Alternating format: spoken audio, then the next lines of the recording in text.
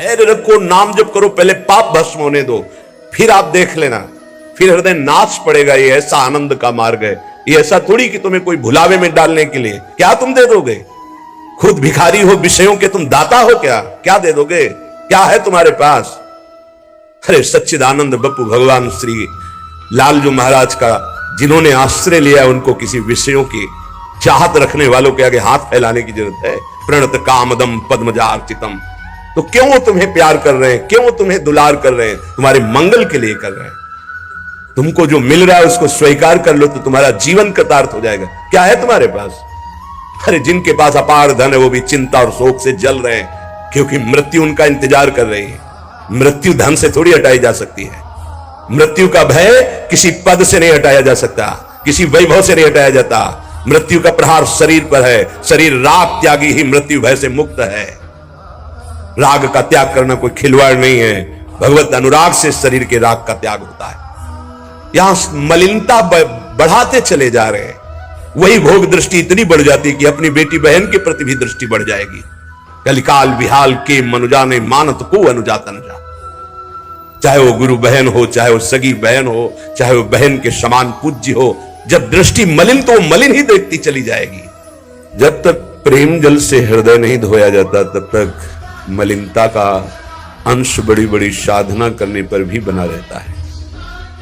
अभी अनंत जन्मों से माया में आसक्त चित्त होकर के नाना प्रकार के शुभ अशुभ कर्म करने वाले जब भगवत कृपा से पुनः सत्संग प्राप्त करते हैं और साधन मार्ग में लगते हैं तो माया अपना प्रबल रूप धारण करती है। या तो ऐसी अनुकूलता प्रदान करती है कि वो भूल जाए, या ऐसी प्रतिकूलता झोंक देती है कि उसको लगता है कुछ नाम जपने से नहीं, कुछ साधन करने से नहीं, दुख तो वैसे ही घेरे हुए। धैर्य छूट जाता है और भगवत मार्ग से विमुख आचरण करने लगता है। इसलिए उपासक को बहुत सरल ढंग से समझना चाहिए कि पुरानी फसल यदि बाजरा बोई है और बाजरा की रोटी मिल रही तो अगली फसल गेहूं बो दिया तो कल ही नहीं रोटी बना लोगे। 5-6 महीने लगेंगे किसान मेहनत करके, खेती तैयार करके, दाना बो करके, सींच करके, संभाल करके, फिर भी वो अतिवृष्टि, अनावृष्टि, ओले वृष्टि आदि से बच जाए, सुरक्षित हो जाए, तो सुरक्षित अनाज घर आ जाए, फिर वो पीस कर रोटी बना सकता है। तुम अनंत जन्मों से मनमानी आचरण करते रहे, आज नाम शुरू किया है तो वो तूफान नहीं उठेगा। नष्ट करने के लिए वो अपना स्वरूप धारण करेगा। उसकी गुलामी सहते रहे अभी, काम क्रोध लोभ मोह मद मत्सर। अब तुमको धैर्य पूर्वक नाम को पकड़े रहना। जैसे आंधी चले तो हम पहाड़ का आश्रय ले लें, हटे ना इधर उधर, तो आंधी तूफान पहाड़ को नहीं उड़ा सकती। ऐसे ही श्री भगवान कह रहे मामेव ए प्रपद्यन्ते माया में ताम तरन्ति। माया का तूफान आएगा पर तुम मेरे चरणों को पकड़े रहना, छोड़ना नहीं। पर ये जिनका मलिन हृदय है ना, वो सोचते हैं 4 दिन नाम जप करेंगे सारे दुख मिट जाएंगे। हाँ, पक्का मिट जाएंगे, जड़ से मिट जाएंगे। पर धैर्य पूर्वक जीवन को आगे बढ़ाओ।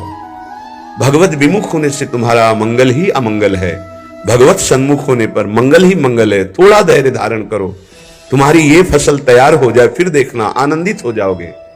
पर ये कुसंग मन का और तन का, ये दोनों परमार्थ में टिकने नहीं देते। जहां ऐसे मित्र जन मिले जो गलत आचरण करने वाले होते हैं, वो पूछते हैं तुमने शराब छोड़ दिया, मांस छोड़ दिया, तुम नाम जप करने लगे, कुछ लाभ हुआ?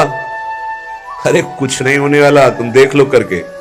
उसके दिमाग में माया तो आक्रमण किए ही है। तत्काल नकारात्मक भाव आ जाता है कि नहीं नहीं, भगवत मार्ग में कुछ नहीं मिला, ठीक कह रहे हो, तो आओ हमारे संग फिर हो जाओ। फिर वो माया के मलिन आचरणों में उतर जाता है।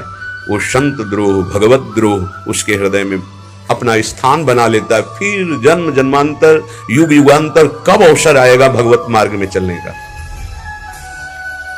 इसलिए जिनको सत्संग मिला है, जिनको नाम जपने का सौभाग्य मिला है, उनको बहुत धैर्यवान होना पड़ेगा। इसको ऐसे पकड़ना होगा कि जैसे हम बहुत बीमार हैं और इस औषधि के सिवा हमारा कोई रास्ता नहीं बचने का। अब हमको ये औषधि खानी ही है। जा सुनाम भवभेषज हरनि घोर त्रयशूल, तीनों तापों का नाश करने की सामर्थ्य और संसार समुद्र से पार करने की सुदृढ़ नौका, भवरोग की अचूक औषधि नाम है। हमारा भाव बने न बने, भाव बिगड़ जाए, कोई बात नहीं, तुम नाम मत छोड़ना, हमारी प्रार्थना मानना, नहीं तो ये तूफान माया का आपको उड़ा ले जाएगा, परमार्थ में नहीं खड़ा होने देगा। बहुत धैर्यपूर्वक दीर्घ काल तक चला जाता है।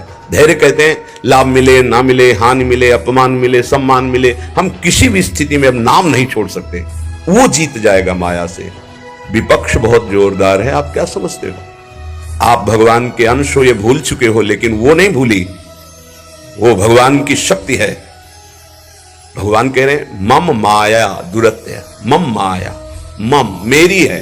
जैसे ममैवांशो आपको बोला तो विपक्ष को भी बोला मम माया। अब आपको सावधान करने के लिए भगवान ही संत, गुरुदेव, शास्त्र इस रूप में संबोधन करते हैं।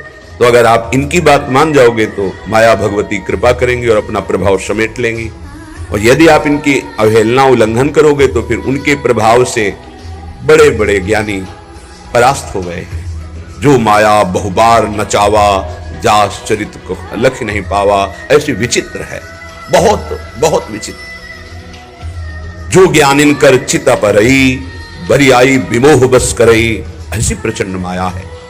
इसलिए जिनके कानों में आवाज पहुंच रही हो, हमारी प्रार्थना है, बहुत जन्मों से भटक रहे हैं, ये दुख सुख के प्रलोभन और भय में आकर के नाम न छोड़